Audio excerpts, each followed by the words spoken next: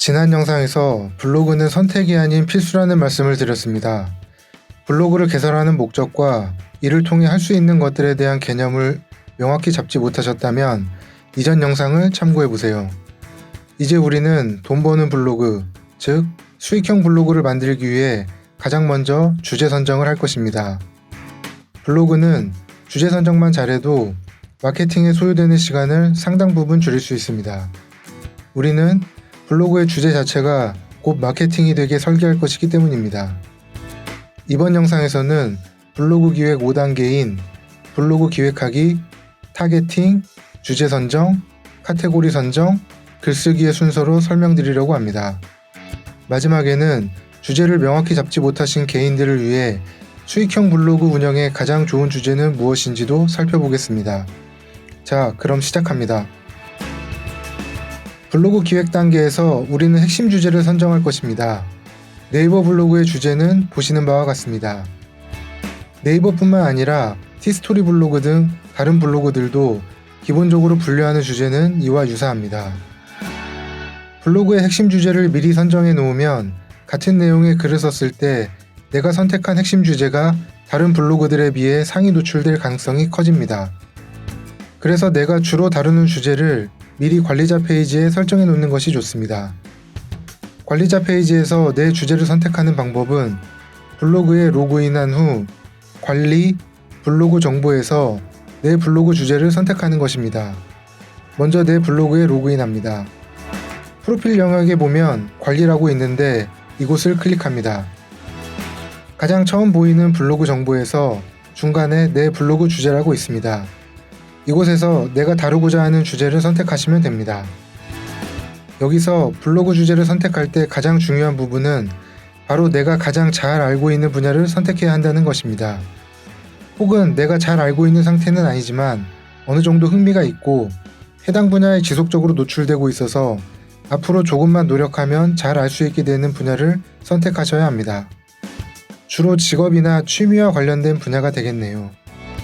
그 이유는 블로그는 지속성이 중요한데 이 분야가 돈이 되는 분야라고 해서 내가 잘 알지도 못하는 분야를 선택하면 글을 지속적으로 쓸 수 없게 되기 때문입니다.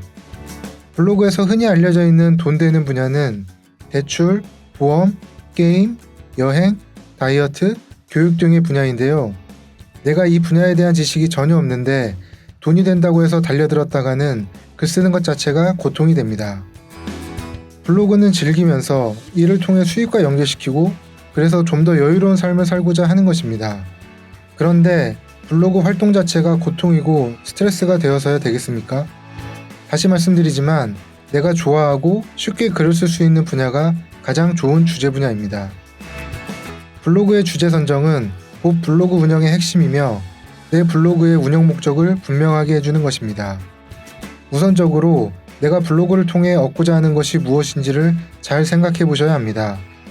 내 비즈니스 영역에서 친근한 소통으로 팬을 만들려는 것인지, 블로그를 통해 광고비를 줄여주기 위함인지, 체험단을 통해 소비 비용을 줄이려는 것인지, 그 목적을 분명히 해야 블로그가 산으로 가는 일이 없습니다. 블로그는 자체만으로도 돈을 벌 수 있지만 전문 블로거를 직업으로 하기에는 스트레스가 이만저만이 아닙니다. 어쩔 수 없이 포털의 정책에 휘둘릴 수밖에 없기 때문입니다. 오히려 이를 통해 다른 비즈니스와 시너지 효과를 내는 데 목적을 두는 것이 바람직하다고 생각합니다. 일단은 내가 가장 잘 아는 분야를 선택하고 시작하셔야 그 어떤 목적이든 차츰차츰 이룰 수 있습니다. 잊지 마세요. 블로그의 주제는 그게 무엇이든 내가 가장 잘 알거나 흥미를 갖고 있는 것들을 선택해야 합니다. 이렇게 블로그 주제를 선정했다면 이젠 타겟을 선정해야 합니다. 어차피 키워드로 검색한 사람들이 알아서 찾아 들어오는 거 아니야? 대상을 한정 지을 필요가 있어? 이렇게 생각하실 수도 있으나 그렇지 않습니다. 모든 사람을 만족시킬 수 없기 때문에 타겟을 제대로 선정하고 해야 하고 그래야 그들에게 맞는 정보를 제공할 수 있습니다.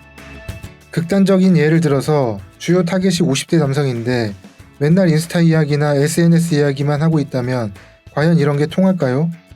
이런 이야기는 10대 여성에게 해야 합니다.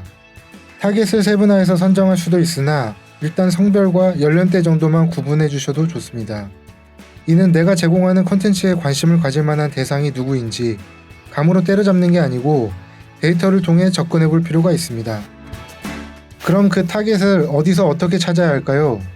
정확하지는 않지만 네이버 광고에 키워드 도구를 통해 대략 유추해 볼 수 있습니다. 예를 들어 지금 제가 하고 있는 블로그에 대한 정보 제공이 주제라면 블로그나 블로그 마케팅, 블로그 알바, 블로그 체험단 쪽에 관심 있는 사람들이 주요 타겟이 되지 않을까요? 이런 식의 키워드로 네이버 키워드 도구에서 검색해 보겠습니다. 네이버 광고에 대한 링크는 설명란에 따로 남겨놓겠습니다. 네이버 키워드 도구는 네이버 광고를 하기 위해 사용하는 툴인데 이를 통해 타겟을 가늠해 볼 수 있습니다. 네이버에서 네이버 광고를 검색한 후 접속합니다. 네이버 광고 전용 계정을 만들 수도 있고 기존에 사용하던 네이버 아이디로 로그인해서 사용할 수도 있습니다. 저는 네이버 아이디로 로그인을 해보겠습니다. 로그인한 후 오른쪽 하단에 있는 키워드 도구를 선택합니다.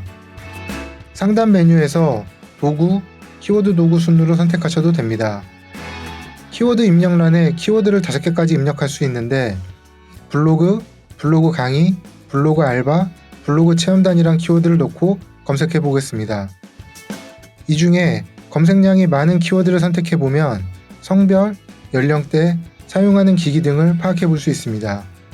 여기에서 보는 바와 같이 블로그 체험단의 세부 정보를 살펴보면 주요 대상이 20대 중반에서 30대 여성이 주요 타겟임을 확인할 수 있습니다. PC를 주로 사용하는지, 모바일을 주로 사용하는지에 대한 정보도 알아볼 수 있습니다. 그리고 1년 중 언제 가장 검색량이 많은지도 살펴볼 수가 있습니다. 물건을 파는 분들은 이 부분도 유심히 지켜보고 미리 대비하셔야 합니다. 이런 식으로 자신이 하는 비즈니스 영역에서 키워드를 뽑아보고 키워드 도구를 통해 주요 타겟을 설정하시면 됩니다. 타겟에 따라 블로그의 전체적인 디자인이나 사용하는 말투, 제공하는 정보 등을 타겟에 맞게 다르게 가져가야 하기 때문입니다. 핵심 타겟이 흥미를 느낄 만한 내용을 발행해 주셔야 한다는 뜻입니다.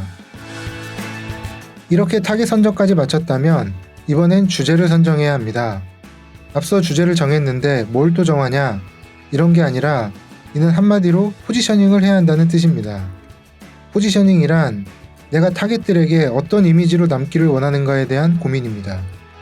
여기서 말하는 주제는 바로 포지셔닝이고 포지셔닝은 곧 브랜딩 전략입니다.